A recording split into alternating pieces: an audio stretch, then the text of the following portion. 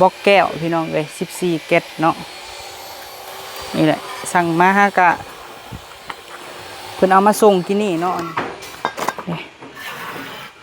เขาเอิ้นลายยังวะโอ้โหเนาะเขาเห็นมันงามเขาก็เลยว่าเอาลายนี้ทางห้องนอนบานปฏิกบ่ฮะบานปฏิกบ่เลยเขาซื้อมาแหละตัวก่อนหั่นตัวห้องน้ำใส่เป็นไม้ก็ได้เพราะว่าอันนั้น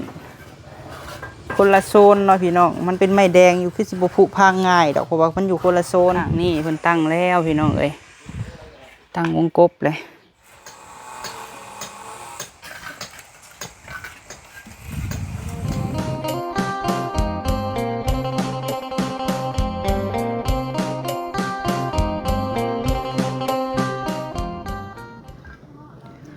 โดยกับสบายดีสวัสดีพ่อแม่พี่น้องเบิดสุขุสุคนได้พี่น้องเด้อเนาะพบพ่อกับบ่าวพามีชาแนลอีกแล้วพี่น้องเอ้ยพบพ่อกันมื้อนี้เนาะ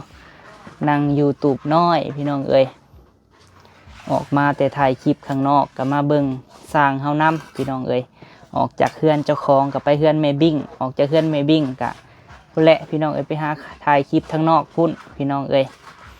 เอาถือว่ามื้อนี้พี่น้องเอ๋ยสิมาอัปเดตเฮือนซานให้แม่ป้าพอลุง FC เบิ่งคือเก่าเด้อพี่น้องเอ๋ยเริ่มเป็นหุบเป็นหางแล้วพี่น้องเอ๋ยมื้อนี้สร้างเพิ่นตั้งวงกบแล้วพี่น้องเอ๋ยถือว่ารวดเร็วพี่น้องเอ๋ยเนาะทีมงานสร้างรถสร้างแอร์ไวอยู่พี่น้องเอ๋ยมื้อนี้หันทางบ่าวพามีเนาะก็ได้ซื้อบล็อกแก้วมา14แก๊สพี่น้องเอ้ยเพราะว่าสิใส่ทางหน้าต่างหรือว่าใส่ทางปงเยี่ยมเนาะบ้านเฮาเอิ้นหรือว่าหน้าต่างหันช่องละแก๊สพี่น้องเอ้ยเพราะว่าเป็น10ปองเนาะพี่น้องเนาะ10ปองกับ10แก๊ส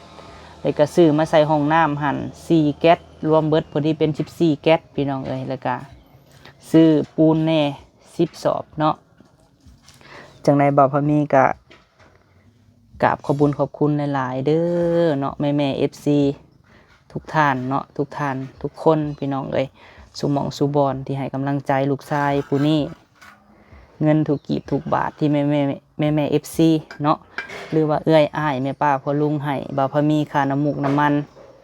บ่าวพามีเก็บฮีโฮมไว้พี่น้องเอ้ยเนาะบ่าวพามีบ่ได้ใช้จ่ายทางอื่นถูกกีบถูกบาทคือเฮ็ดเฮือนเอ้ยสาเนาะแม่เพิ่นให้50 ดอนพี่น้องเอ้ยเนาะก็ได้ซื้ออยู่ซื้อกินนำกันแล้วก็พอมีกระบิแบงมาซื้อบล็อกแก้วแน่ซื้อปูนนำพี่น้องเอ้ยก็เก็บสะสมไว้เก็บเก็บ10ไว้แล้วก็ตื่มใส่เงินเดือนเจ้าของแน่น้ำผักน้ำแห้งแน่เนาะแล้วก็แม่FC เพิ่นซอยมาแน่พี่น้องเอ้ยคือว่าตอนนี้นกน้อยกำลังเฮ็ดหังนอนพี่น้องเอ้ยคือว่ามาฮอดขั้นตอนเพิ่นใส่วงกบประตูแล้วพี่น้องเอ้ยก็ยังบ่พอเนาะยังบ่พอมื้อนั้นบ่พอมีลืมไล่พี่น้องเอ้ยก็ลืมบอกแม่เพิ่นเนาะพี่น้องเนาะแม่ทานที่เพิ่นอยู่แคนาดาพี่น้องเอ้ยเพิ่นซื้อวงกบให้แต่ก็บ่เป็นหยังเนาะแม่เพิ่นก็ซอยลูกหลายแล้วพี่น้องเอ้ยบ่พอมีก็มื้อนี้สิไปซื้อพี่น้องเอ้ยไปซื้อวงกบทางออกห้องครัวเนาะพี่น้องเนาะเลยออกทางข้างเบิ่งนี่นำเนาะพอดีเป็นวงกบ2วงแล้วก็บ้านใหญ่กับ2บานพี่น้องเอ้ยแล้วมื้อนี้เฮาสิมาถ่ายให้เบิ่งเนาะทางสร้างเพิ่นเฮ็ดเวียกเฮ็ดงานมาแต่เช้าพุ่นแหละพี่น้องเอ้ยทีมงานสร้างรถพอมีก็ส้มได้พี่น้องเอ้ยช่วงนี้เห็นบ่หนวดเข้าก็บ่ได้แท้พี่น้องเอ้ยมาตื่นแต่เช้าแน่แล้วก็ช่วงนี้ก็เฮ็ดทุกอย่างพี่น้องเอ้ยเนาะไผจ้างหยังก็ไปคือเก่าเด้อพี่น้องเด้อเนาะไปห้องเพลงห้องรำก็ไปพี่น้องเอ้ยแถวบ้านเฮานี่แต่ว่าข้าไปฟังไทยพอมีสิบ่ได้ไปพี่น้องเอ้ยย่านเนาะพี่น้องเนาะเป็นห่วงแม่เฒ่าเป็นห่วงน้องแล้วก็เฮามีประสบการณ์หรือว่าเฮามีบทเรียนผ่านมาแล้วบ่พอมีก็สิบ่ไปห้องอยู่ไทยเนาะพี่น้องเนาะก็มีหลายท่านเพิ่นติดต่อมาให้ไปห้องไปบุญแบบหยังแต่บ่พอมีบ่ได้ไปแล้วพี่น้องเอ้ยเนาะเพราะว่ามันคือผ่านมาแหละพี่น้องเอ้ยมันหลายสิ่งหลายอย่างแล้วบ่พอมีก็บ่ได้ไปเป็นห่วงแม่เฒ่าเป็นห่วงน้องที่จะเป็นห่วงเฮาแล้วเฮากับมันมีบทเรียนแล้วเฮาก็บ่อยากไปพี่น้องเอ้ย ก็มี2ครั้งแล้วเนาะ2ครั้งก็เป็นคือเก่าพี่น้องเอ้ยคือคู่มื้อนี่งานกินเลี้ยงสร้างสรรค์หรือว่าวันเกิดอีหยังต่างๆบ่พอมีก็สิไปแนวบ้านเฮานี่แหละแต่ว่าข้ามไปฝั่งไทยบ่พอมีบ่ได้ไปพี่น้องเอ้ยคันไปลิ้นไปเที่ยวน่ะไปคือเก่าเนาะโดยจังไดก็ฝากให้ได้พี่น้องเด้อเนาะฝากเป็นกำลังใจให้บ่พอมีแน่บ่ขอหยังหลายพี่น้องเอ้ยขอแต่เบิ่งคลิปให้แล้วก็เบิ่งโฆษณาให้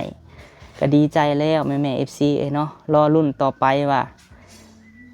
ก็ขอบบุญขอบคุณน้ำผักน้ำแห้งตัวเองนำพี่น้องเอ้ยให้สู้เนาะจากที่ว่าสู้ให้สู้กว่าเก่า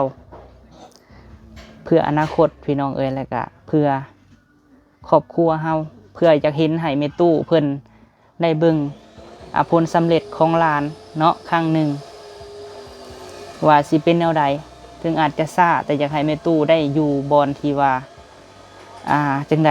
เป็นน้ำผักน้ำแห้งหรือว่าอยากได้อยู่บนงามคือแม่เฒ่าเพิ่นเว้าพี่น้องเอ้ยบ่ได้หมายความว่าอยู่ปัจจุบันในขี้ร้ายได้เนาะพี่น้องก็งามแต่ว่าอยากให้เห็นที่ว่าหลานชายตั้งใจเนาะที่ว่าจะเฮ็ดแล้วมันสำเร็จเนาะพี่น้องเนาะถึงว่าจะซ่าก็ตามแม่เฒ่าเว้าแต่แม่เฒ่าอยากเห็นแล้วก็แม่เฒ่าอยากอยู่อยากนอนเนาะก็ขอให้ฟันแม่เฒ่าที่ว่าฟันไว้แล้วก็ขอให้ความพันตัวเองน้อยๆเนาะพี่น้องเนาะความฝันนกน้อยกำลังเห็ดหังเห็ดคอนให้เป็นจริงเนาะพี่น้องเนาะซอยเป็นกำลังใจให้แม่ๆ FC ทุกท่านแล้วก็เอื้อยอ้ายสุหม่องสุบอนเด้อพี่น้องเด้อเนาะไปจังใดก็เฮาไปเบิ่งสร้างน้ำกันไปพี่น้องเอ้ยน่ะช่วงนี้บ่าวพามีบ่ได้รักษาหยังก็บ่ได้ท่าหยังเลยพี่น้องเอ้ยน่ะเบิ่งสุดโทรมเบิดแล้วเนาะพี่น้องเฒ่าแล้วพี่น้องเอ้ยวันเดือน2วันที่15นี่ก็ครบรอบ25ปีพี่น้องเอ้ยเนาะออกมาเฒ่าอะไรได้พี่น้องเอ้ยเนาะจังใดก็ไปเบิ่งสร้างน้ำกันพี่น้องเอ้ยเอาพี่น้องเนาะไปจังใดบ่าวพามีสิพาไปเบิ่งก่อนพี่น้องเอ้ยไปเบิ่งเฮือนเบิ่งซ่านก่อนเนาะเข้าไปหาอันสร้างเพิ่นก่อนมื้อนี้เพิ่นมาตั้งวงกบพี่น้องเอ้ยมื้อนี้กระแดดแจ่มแห้งพี่น้องเอ้ย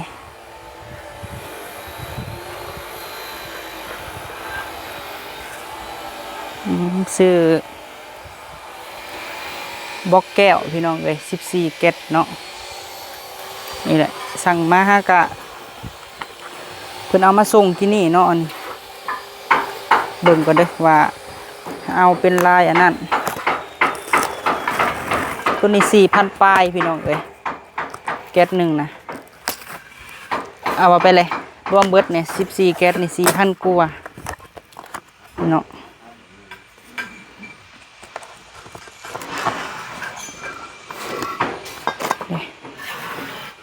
เขาเอิ้นลายยังวะโอ้โหเนาะเขาเห็นมันงามเขาก็เลยว่าเอาลายนี้บอกแก้วแต่กับโอ้โหว่าซื้อเพิ่นลายยังลายหางนกยุงบ่สร้าง เอาได้มาเลยพี่น้อง14 แก๊ส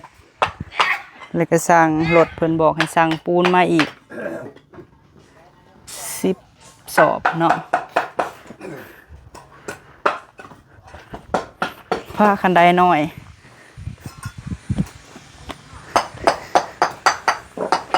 ทางหน้านี่ใส่2 วงพี่น้องเอ้ยทางห้องนอน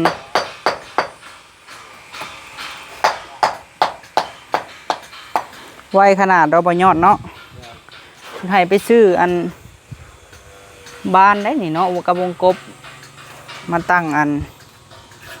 ตัวห้องน้ำอันห้องครัวหันพี่น้องเอ้ยบ้านปฏิกบ่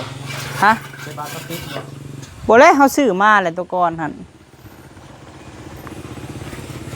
ตัวห้องน้ำใส่เป็นไม้ก็ได้เพราะว่าอันนั้นคนละโซนเนาะพี่น้องมันเป็นไม้แดงอยู่คือสิบ่ผุพังง่ายดอกเพราะว่ามันอยู่คนละโซน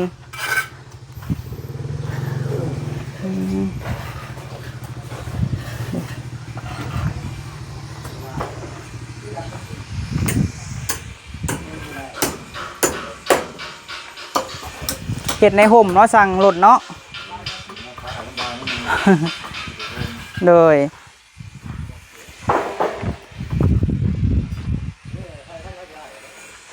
ข้างนี้เพิ่นตั้งแล้วพี่น้องเอ้ยตั้งวงกบเลยเพราะว่าใส่อันเป็นบาน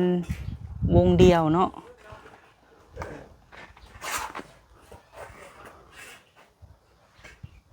สั่งรถว่าอันทั้งอันดินบล็อกนี่คันสิบ่พอก็น้อยหนึงเพราะว่าดินบล็อก 2,000 ก้อนหากใส่เบิ่งก่อน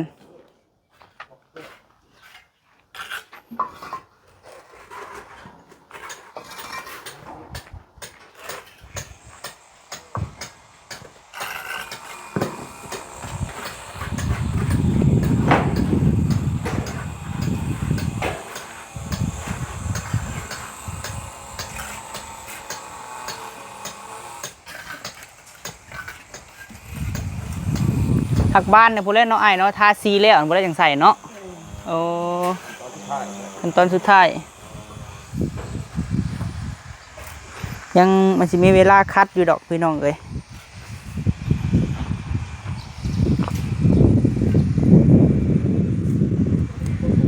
ยังแต่อัน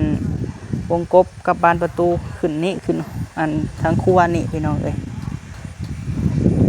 กลับมาเข้าไปในเพื่อนใหญ่พุ่นเนาะยัง2 วงกับ2 บานน้องกับออกไปถ่ายคลิปข้างนอกพี่น้องเอ้ยพอเฮ็ดเวียกแล้วอยู่เพื่อนแล้วก็ออกไปถ่ายคลิปอยู่นอกพุ่นเนาะ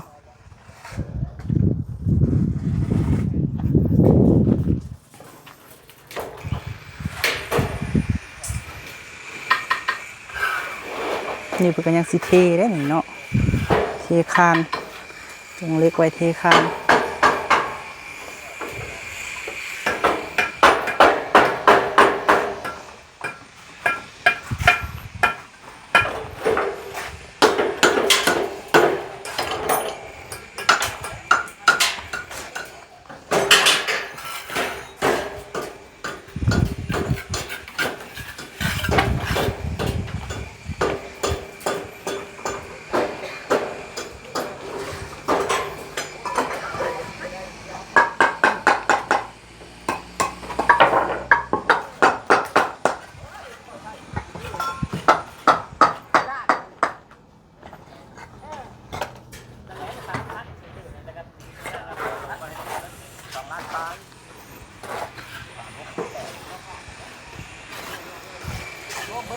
ตัวนี้ก็ลูกกุ้กัวอยู่ทางพี่น้องเอ้ยเสาบักใหญ่เพิ่นเฮ็ดก็เนาะเล็ก6 เซนพุ่น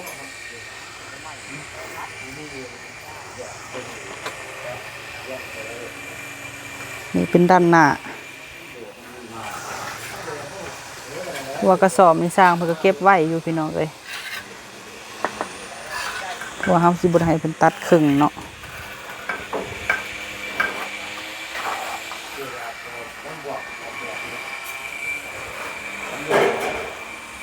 ทางพุ่นก็เพราะทางพุ่นพี่น้องเอ้ยสร้างเนี่ยแป้นลมแล้วทางพุ่นก็สิมุงหลังคาแล้ว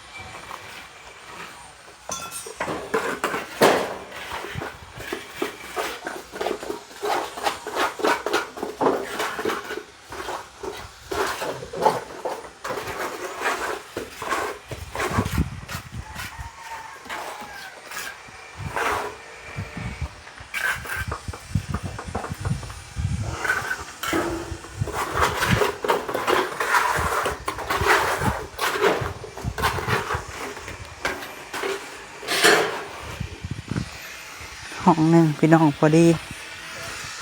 ลมเตียงนอน1เนาะแล้วก็ตู้เสื้อผ้า ตัวห้อง3 เมตรปลายพอดีเตียงนอนหนึ่งพี่น้องไอโซฟาเนาะโซฟาใหญ่แล้วก็ตู้เสื้อผ้าเนาะ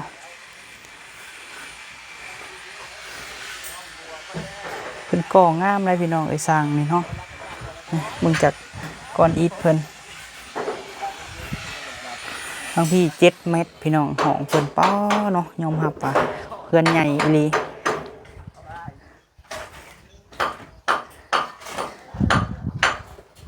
เพื่อนก็นอนพี่คือกันพี่น้องเอ้ย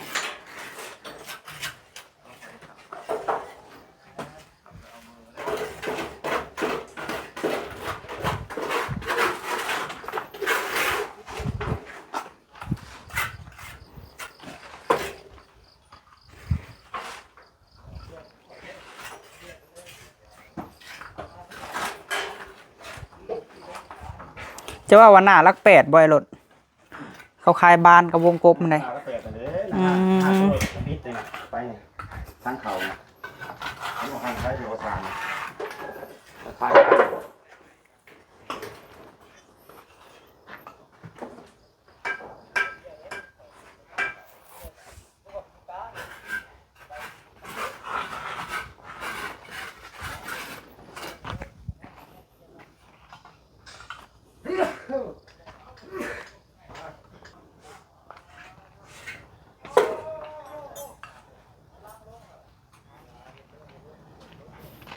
ทางพุ่นใช้เป็นลมเลยพี่น้องเอ้ย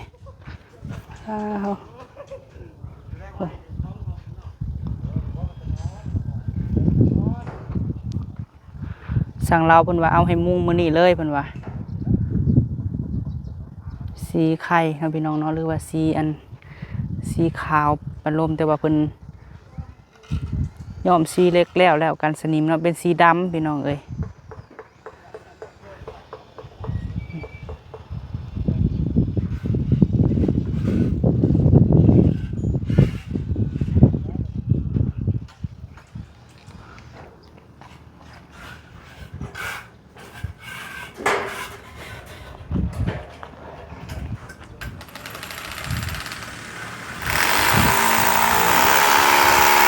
เพิ่นก็เจาะใส่เล็กคักได้พี่น้องเลยเนาะ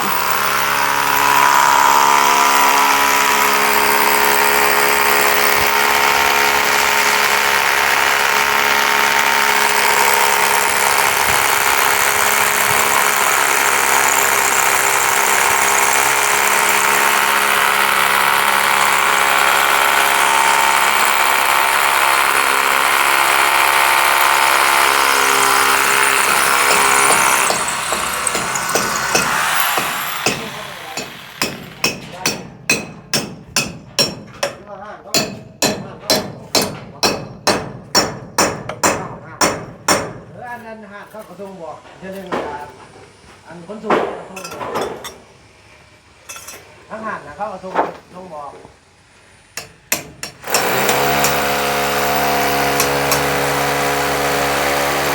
ใส่เล็กซิดใหญ่เลยพี่น้องเอ้ยมันแน่นเนาะ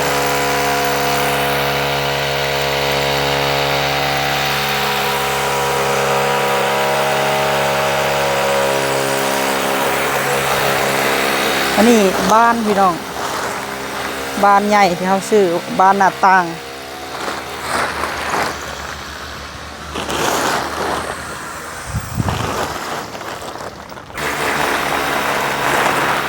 เนาะยังบ่ได้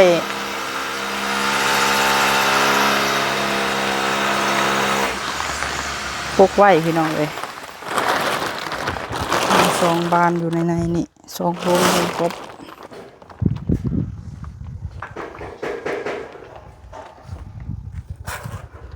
มาไม่รอตัวนึงมาไม่กี่ลายเนาะ ทำมาเบิ่งเพิ่นตั้งวงกบนำกันพี่น้องเอ้ย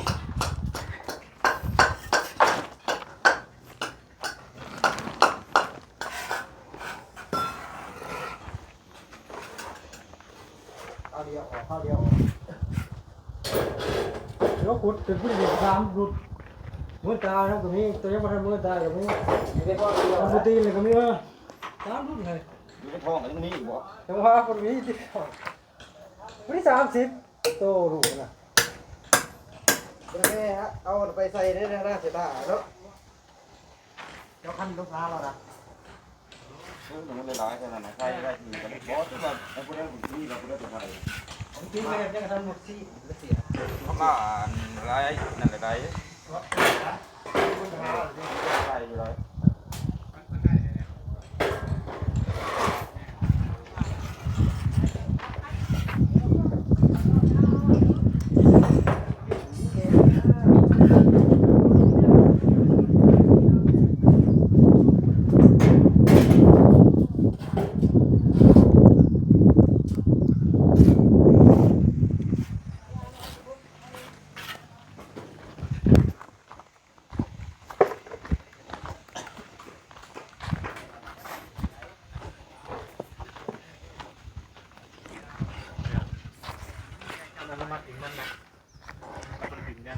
ไปพี่น้องเนาะสำหรับคลิปนี้ก็